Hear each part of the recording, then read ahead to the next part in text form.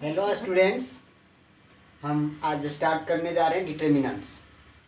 मेरा मैट्रिक्स का एक्सरसाइज जो है सो कंप्लीट हो चुका था और वो कंप्लीट मैंने बहुत अच्छा से किया था। अगर अभी भी किसी को कोई एक्सरसाइज में अगर दिक्कत है तो उनको बता सकता है, उसका भी हम कुछ अगर जो एक्सरसाइज में जो क्वेश्चन नहीं बन रहा होगा उसके लिए हम एक तो वीडियो बना देंगे।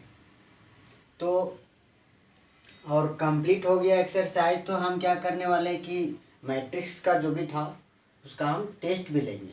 तो टेस्ट भी देना ज़रूरी है। जो भी एक्सरसाइज कंप्लीट होता है उसका हम एक टेस्ट लेंगे। हर बार हम टेस्ट अब लेते रहेंगे, क्योंकि थोड़ा सा इससे ये पता चलेगा कि मेरा किस प्रकार से कंप्लीट हो रहा है। और हम टेस्ट में जो है सो क्वेश्चन को खुद से दिया करेंगे, उसमें डिजिट वगैरह चेंज करके।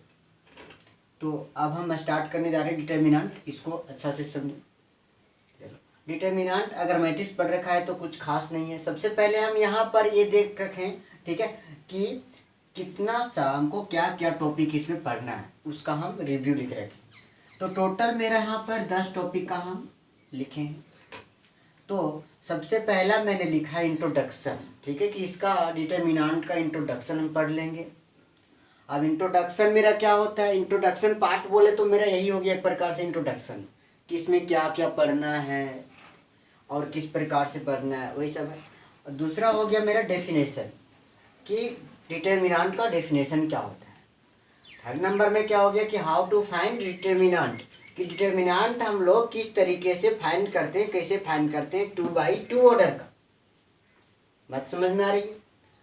और 4 में हो गया कि how to find determinant 3x3 order का। 3x3 ऑर्डर का अगर कोई मैट्रिक्स है तो उसका हम लोग डिटर्मिनेंट कैसे फाइंड करते हैं। एक्चुअली ये चीज़ हमने मैट्रिक्स में भी बताया था निकालने के लिए, कैसे निकालते हैं। अब यहाँ पर हम इसको पूरा विस्तार से पढ़ेंगे, स्टडी करेंगे। और 5वां टॉपिक में मेरा प्रॉपर्टीज ऑफ डिटर्मिनेंट, कि डिटर्मिनेंट का क्या क्या प्रॉपर्टीज होता है, क्या तरीके होता है इसका, ठीक है, इसी के बारे में हमको पढ़ना है। छठा है how to find determinant by using elementary operation, कि हम लोग डिटर्मिनेंट कैसे निकालेंगे। डिटर्मिनेंट निकालेंगे एलिमेंट्री ऑपरेशन को कुछ यूज करके। कुछ जो मैट्रिक्स रहेगा, जो डिटर्मिनेंट दिया रहेगा उसको हम लोग क्या करेंगे, उसमें कुछ ऑपरेशन कर लिया करेंगे और उसके बाद उसको किस तरीके से हम लोग डिटर्मिनेंट निकालेंगे। यहाँ पर जब मैंने स्टार्ट करूँगा तो हर टॉपिक को ये बता दूंगा कि मेरा कौन सा टॉपिक चल रहा है, और ये तरीके से पढ़ोगे तो बहुत अच्छा रहेगा, इसलिए मैंने ये बनाया है। अब देखो अगला क्या, how to find area of triangle, कि ट्रायंगल का जो एरिया होता है उसको हम लोग कैसे फाइंड करेंगे, बाय यूजिंग डिटर्मिनेंट। डिटर्मिनेंट का यूज करके हम लोग जो है किसी ट्रायंगल का एरिया कैसे फाइंड करेंगे। ट्रायंगल का एरिया बहुत तरीके से हम लोग निकालने सीख चुके हैं।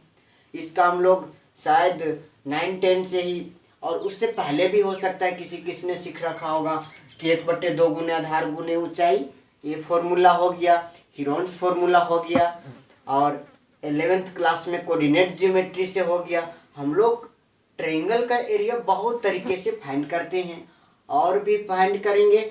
जब एरिया बाउंडेड पढ़ेंगे, कैलकुलस में जाएंगे तो एक और तरीके से फाइंड करेंगे एरिया ऑफ ट्रायंगल, कि ट्रायंगल को कितना एरिया होगा उसको हम लोग बहुत तरीके से फाइंड करते हैं। तो फिलहाल हम लोग मैट्रिक्स पढ़ रहे हैं, तो डिटर्मिनेंट का यूज करके हम लोग एरिया ऑफ ट्रायंगल कैसे फाइंड करेंगे वो देखना है। 8वां टॉपिक हो गया मेरा how to find minor cofactor, ठीक है, माइनर एंड कोफैक्टर। माइनर और कोफैक्टर हम लोग कैसे फाइंड करेंगे, किसका, किसी मैट्रिक्स का। अगला टॉपिक हो गया हाउ टू फाइंड एडजॉइंट। अगर माइनर कोफैक्टर निकाल ले उसके बाद हम लोग एडजॉइंट निकालेंगे उसी मैट्रिक्स का, और फिर से इन्वर्स भी निकालेंगे, किसका, मैट्रिक्स का। तो मैट्रिक्स का हम लोग एडजॉइंट और इन्वर्स निकालने के लिए सीखेंगे। लेकिन बोलेगा कि अच्छा मैट्रिक्स का तो इन्वर्स निकालने सीख चुका, पहले मैंने बता रखा वो था एलिमेंट्री ऑपरेशन, ऑपरेशन करके निकालते थे। बट यहाँ पर हम लोग क्या यूज करेंगे, माइनर और कोफैक्टर का यूज करके हम लोग इन्वर्स निकालेंगे किसी मैट्रिक्स का। अगला है मेरा लास्ट जो है solve linear equation by using inverse of matrix. Inverse of matrix को यूज करके हम लोग क्या फाइंड करने वाले हैं किसी लीनियर इक्वेशन को कैसे सॉल्व करेंगे। बात समझ में आ रही है। 10 क्लास में सीखा होगा ये चीज़ कि कोई लीनियर इक्वेशन दिया होता था 2 वेरिएबल का, ठीक है, कुछ भी equal to 5 3x minus 2y is equal to 15, इस प्रकार से क्या होता था, बोलते थे कि सॉल्व करो इसको। 3 तरीके सीखा होगा may be, elimination method, cross product, square बना करके, ठीक है, सब्स्टिट्यूशन मेथड, कुछ ये सब जो था, ठीक है, ये सब सीख रखा होगा। तो अब हम लोग इसी इक्वेशन को यहाँ पर पढ़ेंगे इन्वर्स ऑफ मैट्रिक्स, मतलब इन्वर्स निकालने के तरीके से ये सबको इक्वेशन को हम लोग कैसे सॉल्व करेंगे। ये था मेरा इंट्रोडक्शन पार्ट। ये पार्ट मेरा कंप्लीट हो गया लगभग। अब हम लोग को क्या करना है, इसका डेफिनेशन के बारे में पढ़ना है और थोड़ा सा इसके बारे में और इंट्रोडक्शन कर सकते हैं कि एक्चुअली डिटर्मिनेंट क्या होता है। वो मेरा डेफिनेशन में ही एक्चुअली आ जाएगा।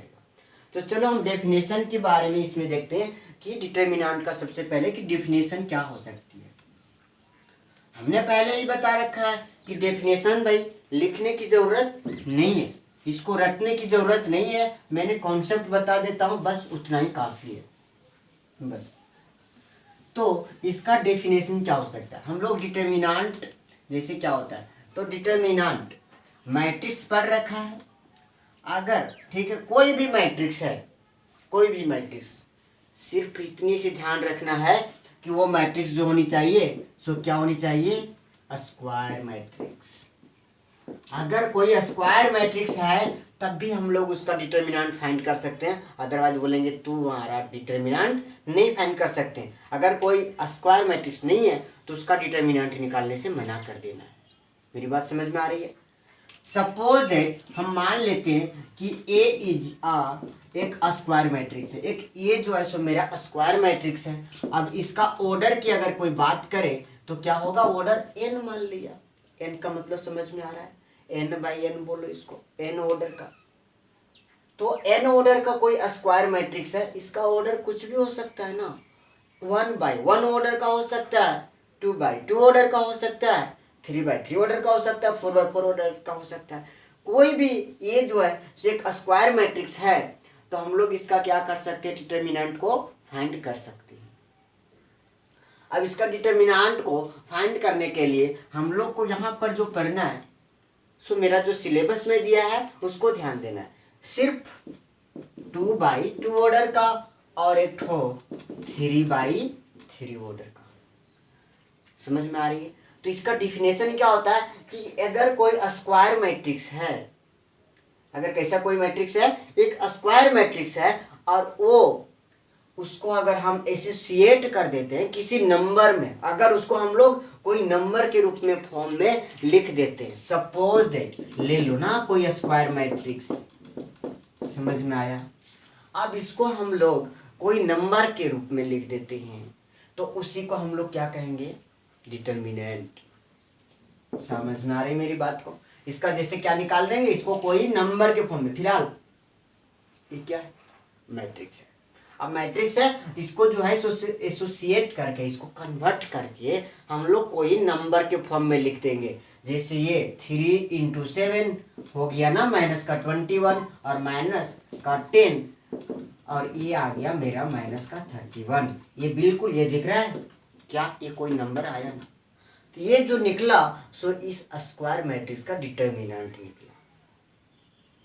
क्या समझ में आ रहा है। अब यहाँ पर ये एक मैट्रिक्स है, अब इसको हम लोग डिनोट करते हैं। पहला चीज मैंने क्या बताया इसका डिफिनेशन में कि एक स्क्वायर मैट्रिक्स है, कोई स्क्वायर मैट्रिक्स को एसोसिएट कर देंगे अगर हम किसमें, एसोसिएट इन नंबर के फॉर्म में अगर एसोसिएट कर देते हैं तो, और वो नंबर ध्यान रहे कि वो नंबर जो हो सो नंबर मैंने 2 प्रकार का पढ़ा है, नंबर ओनली 2 टाइप्स, एक कॉम्प्लेक्स नंबर और एक रियल नंबर। वो कोई भी नंबर हो सकती है, रियल नंबर भी हो सकती है, कॉम्प्लेक्स नंबर। जैसे यहाँ बात तो आई है कैसा नंबर आ गया मेरा, रियल नंबर आ गया। अब कॉम्प्लेक्स नंबर भी मे भी वो भी हो सकता है, कोई फर्क नहीं पड़ने वाली है। वो कोई भी नंबर के फॉर्म में अगर कोई स्क्वायर मैट्रिक्स को हम लोग कर देते हैं तो उसी को क्या कहते हैं हम लोग, स्क्वायर मैट्रिक्स। बात समझ में आई। अब दूसरा चीज ये ध्यान देना है कि अगर ये मेरा है, अगर if A is a square matrix, अगर ये स्क्वायर मैट्रिक्स है तो इसको हम लोग, ये अगर मॉड इसको बोला जाता है एक्चुअली, लेकिन यहाँ पर हम लोग मॉड नहीं बोलेंगे, ये मॉड नहीं है, यहाँ पर है ये क्या, डिटर्मिनेंट। तो डिटर्मिनेंट ये जो है साइन दे दिया दोनों साइड से, तो इसका क्या निकल गया, ये जैसे ये था इसको हम लोग बोलते हैं कि डिटर्मिनेंट ऑफ ये जो निकला वो -31 निकला। बात समझ में आया? तो यही है मेरा डिटर्मिनेंट ऑफ मैट्रिक्स, कि किसी मैट्रिक्स का हम लोग डिटर्मिनेंट कैसे निकालेंगे, बट ध्यान रहे कि किसी स्क्वायर मैट्रिक्स का हम लोग निकाल सकते हैं डिटर्मिनेंट, सिर्फ और सिर्फ स्क्वायर मैट्रिक्स। समझ में आया? तो अब हम लोग ये भी खत्म कर चुके हैं डेफिनेशन के बारे में। डेफिनेशन समझ में आया? समझने वाली चीज़ है, यहाँ पर हम नहीं बोल रहे हैं कि हर बार हम बोलते हैं कि इसको रटने की ज़रूरत नहीं, बस इसको समझो। अगर मैथ समझ में आ गई ना तो फिर बिल्कुल आसान लगेगी। ऐसा नहीं कि इसको हम रट जाते हैं ना तो हमको और अच्छी वाली बात हो, नहीं, ठीक है। बस इसमें इतना ही समझना है कि अगर कोई स्क्वायर मैट्रिक्स है ना, उसको अगर हम लोग किस फॉर्म में कर देते हैं, अगर उसको हम लोग किसी नंबर के फॉर्म में मात्र एक वर्ड में लिख देते हैं, जो वो होनी चाहिए वो नंबर होनी चाहिए, तो उसको हम लोग क्या कहेंगे, स्क्वायर मैट्रिक्स। बस सॉरी, उसको हम लोग बोलेंगे डिटर्मिनेंट ऑफ मैट्रिक्स, मतलब उसका डिटर्मिनेंट निकालिए। चलो, तो डेफिनेशन यहाँ पर कंप्लीट हो गया। अब मेरा अगला जो टॉपिक था, ठीक है, उसके बारे में हम देखते हैं कि अगला टॉपिक मेरा यहाँ पर था कि हाउ टू फाइंड डिटर्मिनेंट, कि डिटर्मिनेंट को हम लोग कैसे फाइंड करेंगे, कितना बाई कितना ऑर्डर का, 2/2 ऑर्डर का। चलो ठीक है, 2/2 ऑर्डर का हम कैसे फाइंड करते हैं कोई डिटर्मिनेंट। चलो, तो यहाँ पर हम मान लेते हैं कि ये कोई स्क्वायर मैट्रिक्स लेते हैं जो कि कितना होना चाहिए, 2/2 ऑर्डर का, 2/2 ऑर्डर का, जो कि मैंने बिल्कुल इस चीज़ को बता रखा है पहले भी। कितने लोग को तो समझ में आ गया होगा कि हम लोग इसको कैसे फाइंड करेंगे, इसका ज़रूरत भी नहीं है, क्योंकि इन्वर्स जब हम निकालते थे तो वहाँ भी बता दिए थे कि इसका हम लोग डिटर्मिनेंट कैसे फाइंड करते हैं। तो यहाँ पर डिटर्मिनेंट का मैंने ये सिंबल दे रखा था, अभी बताया कि यही डिटर्मिनेंट का सिंबल है। एक्चुअली ये मॉडुलस नहीं बोलेंगे इसको, ये मॉडुलस नहीं है, ये डिटर्मिनेंट ऑफ ये है। और डिटर्मिनेंट का दूसरा सिंबल ये भी होता है, ये ट्रायंगल, ट्रायंगल के टाइप में, डेल्टा जिसको बोलते हैं। तो चलो, अब इसको हम लोग कैसे फाइंड करते हैं, क्रॉस मल्टीप्लाई, क्रॉस मल्टीप्लाई, बस बिल्कुल इसका क्रॉस मल्टीप्लाई कर दो, 2/2 ऑर्डर का डिटर्मिनेंट निकल गया। जैसे क्या है, इसको क्रॉस मल्टीप्लाई कर देंगे कि A11 इंटू A22, बीच में माइनस का साइन, और उसके बाद इसको भी मल्टीप्लाई कर दो। हम लेफ्ट साइड से चलते हैं, लेफ्ट साइड से पहले इसको मल्टीप्लाई करेंगे। बात समझ में आ रही है?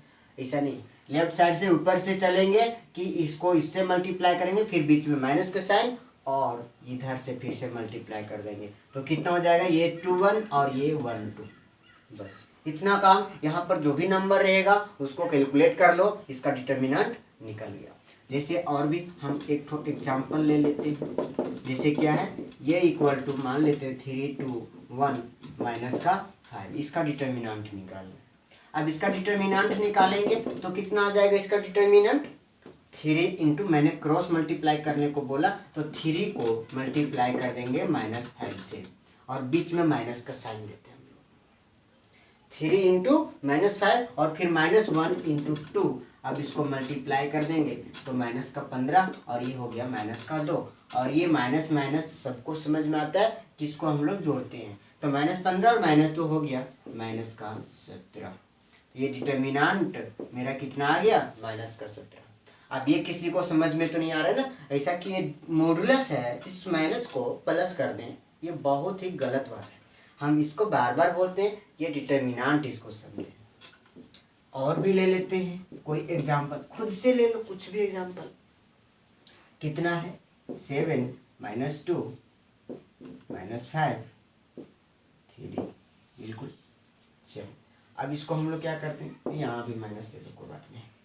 अब इसका डिटर्मिनेंट निकालते हैं, इसका डिटर्मिनेंट कितना हो जाएगा, 7 और 3 को मल्टीप्लाई कर दो, 7 इंटू -3 और फिर यहाँ पर माइनस यानी कि -2 और इंटू में माइनस का 5। ये समझ में आया कि 7 मैंने क्रॉस मल्टीप्लाई कर रहा हूँ बार बार, तो 7 गुने -3, फिर बीच में माइनस का साइन और ये दोनों को मल्टीप्लाई, माइनस का साइन और -2 गुने माइनस का 5।